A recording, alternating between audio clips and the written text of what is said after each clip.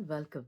And now let's look at verse number 37, the hot tom yum from the book Footprints on Water's Free. Now, this is a long verse about a Thai kitchen and how the foods speak to each other and try to convince the other camp that being positive and being joyful uh, apparently seems to bring about a joyful life. And the other camp speaks about the naturalness of life. And yet there is the kafir line which says everything that appears is formlessness alone. Life is not, it seems to speak that life is not a doing, but an apparent happening. So let's look at, I'll just read out a few extracts. Now, this is at a demanding Thai kitchen. The chef de partie in position was busy planning her recipe while chopping and slicing swiftly for the hot and tangy tom yum soup, a dish that seemed to her senses a coup. The pressure at the task had to be completed in time planned, along with edicts of the head chef, their heat at the counter, red chili stinging her fingers relentlessly with fiery figures, made her cantankerous and hot. In the environment fraught. She heard a few whispers around her, which, though inaudible, caused a stir. Now, bewildered, she looked around, but all were busy, chores did abound. The strange voices became loud and clear, arising from the ingredients near. She was sure she had heard bizarre rhymes, so looked around several times, then intrigued by the oddity, seemed relieved by anxiety, and soon seemed adrift in the verse, awake yet fully immersed. Now, this is how the cashew, there are a few ingredients cashew, peanut, who are two sisters who speak about positivity. So, I'll just read out a few extracts from, and then there is lemongrass and galangal, which seem to speak about naturalness. So, I'll just read out from cashew. Cashew to the peanut. Perfect is the expression so far that you attract what you are. Then, pointing to the chef de partie, continued the cashew hearty. Like her, the tom yum's fuming and hot, peppery, piquant, irritable fraught. So every day she's ordered by the head to make the tom yum fiery red, which then feeds the anger's loop, and inner core does soup. Then, content with this view, there were the earthy sisters too, the peanut and the cashew who avoided all hot stew. Th- They greatly despised the tom yum, for it wasn't still, serene, or plum. It boiled at the slightest irritant, was citric, spicy, and vehement, embodied all the negative traits, spiritually inadequate, and lacked the earthiness, their strength. Certainly not of the wavelength. But devoted was the shrimp of the soup, like other ingredients. Now, this lemongrass speak to the sisters. O you pretentious stew, unmask your pompous hue, jump out of your serene stew, come to the flavors true, to the reality that can't be imbued, yet appears as all joys and blues. The tom yum's flavors are unmatched, for it doesn't remain detached, does not its spicy flavors hide, is free when nothing is denied. In turmoil, doesn't aspire serenity, doesn't fantasize positivity to fall apart at the first impediment, then seek release by joy relevant. For it's authentic to the core, does not hate what is, isn't at war. Like you, for your desire to be positive is relative and combative, and your desire to escape what appears divides, resides, and violence is fear. Now he speaks about how Tom Yum's demeanor is very childlike and innocent, and like a child, like a baby that just wails or screams or is angry. The baby doesn't have any filter, so he speaks about that. Now the peanut interrupts the lemongrass and she says, your chatter certainly makes no sense, for anger and heat cause offense, and the soup does not display sane traits of wisdom, for it simmers in its cave now. Then the lemongrass says, no, life cannot be divided into the self and anger in view. Can you stay away or pursue that which appears as natural, beyond it versus unreal and factual? How can something that does rise naturally be unwanted or unwise? Isn't anger like an adrenaline rush that can move mountains in a hush, an intelligent intervention to save a form from destruction? Simply energy innate, destroying deceptive traits, wild and free, dancing alone without a cause to intone, burning anger in the field of presence, rising, dancing, returning to silence. And you Now, of course, then it goes on. And think of your phrase bizarre, that you attract what you are. Doesn't it encourage awful acts and blame victims for abuse, its impact? Now, the peanut goes on that those who belong to the sanguine school and meditate seem calm and cool, and you can have the attractions law by where you can attract, and then you can attract fortune, fortitude, whatever. Then, of course, the cashew tells the shrimp that why don't you come in this side of the camp? And then Galangal goes on, no, our heat of our team, full fiery, full of heat and steam.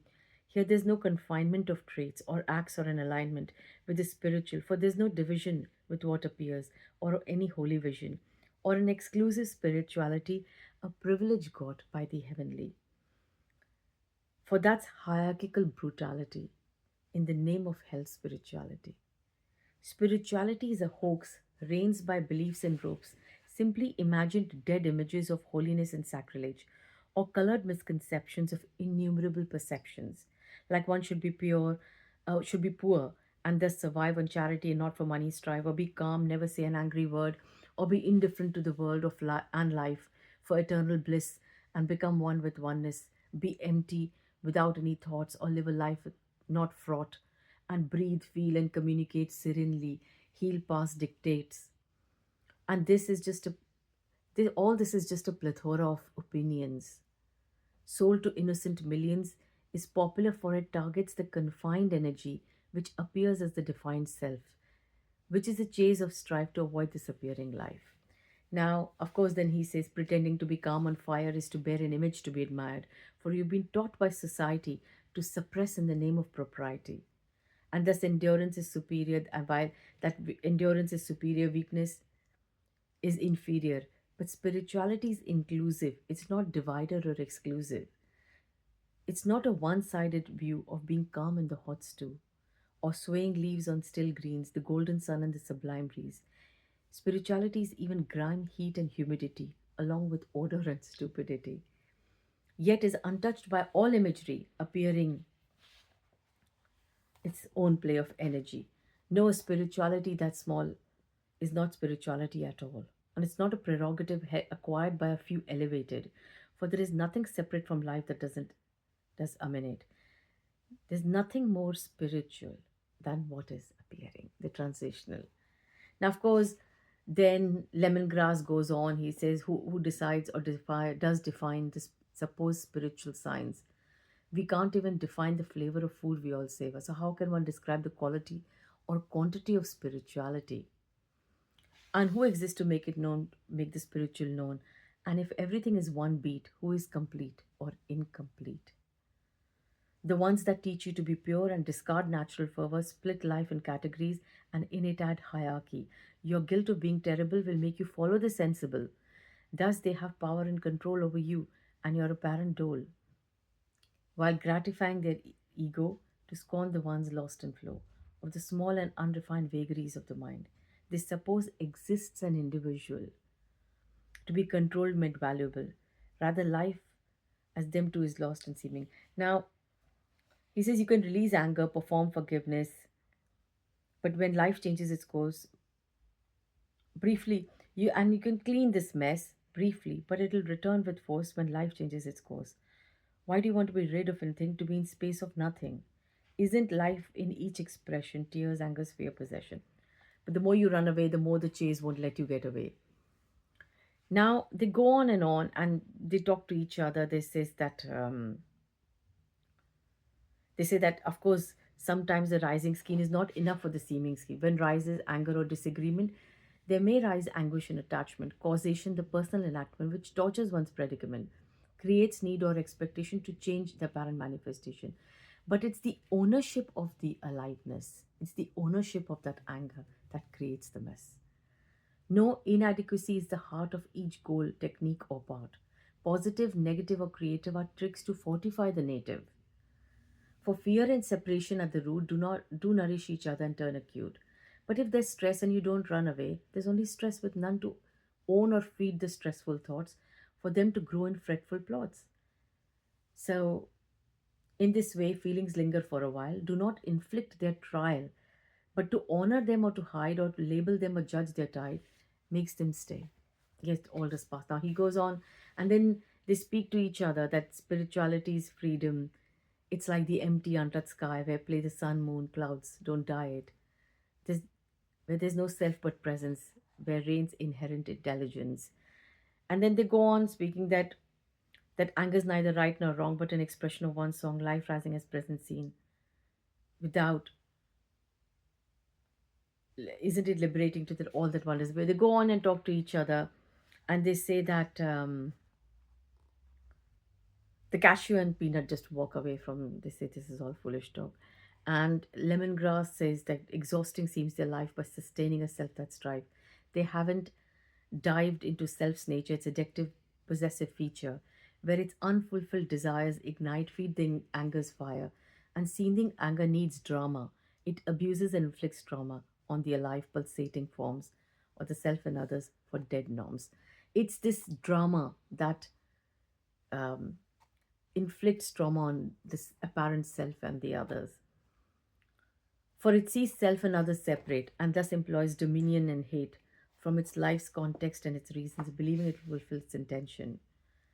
It's the small self or the split mind, the limit that seems to bind everything and believes all real. And seem to, then it goes on, and of course, it's division in an ugly role, they say, that buried, this anger is division in ugly role, creates addictive patterns, make one's times like a what trying to control. It goes on, and then of course they speak to each other, and then the Kafir Lime says, "You indeed talk too much and can overwhelm any search. Do you recognize what you say, or just repeat the soup his way? Why are you curbing all in a bowl if all that appears is just the whole? If everything is an expression, energetic, then can there be volition or individuals? Isn't life alone in manifestation without nothing known? Then can the soup be hot or whole, or boundless or playing a role? Can the sisters, this peanut and cashew, be ignorant or seemingly arrogant, or return home, perform or liberate, become free, natural, naive, or great? If the natural or inherent performs as qualities apparent, won't sugar will always be sweet and lemon a tangy treat? The tom yum surely hot and spicy, while the cashew earthy and pricey.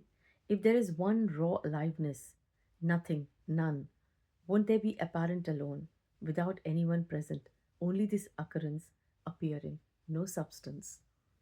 Heed, this appearance is an echo of stillness, its libretto, resonating as seen unseen, inflection, as senses find their reflection, as ebb and flow of life its guise, and as the countless hues that arise, is just, unjust, pursues does reform, and as all acts does perform, appearing as cashew in her chase, positivity in apparent grace, articulating the message to formless forming with none view, simply love unconditional, appearing as each visual.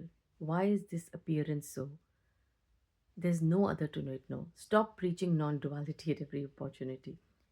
So it goes on. It's a lovely verse in which it speaks about how everything apparently is an expression of formlessness, and why does this apparent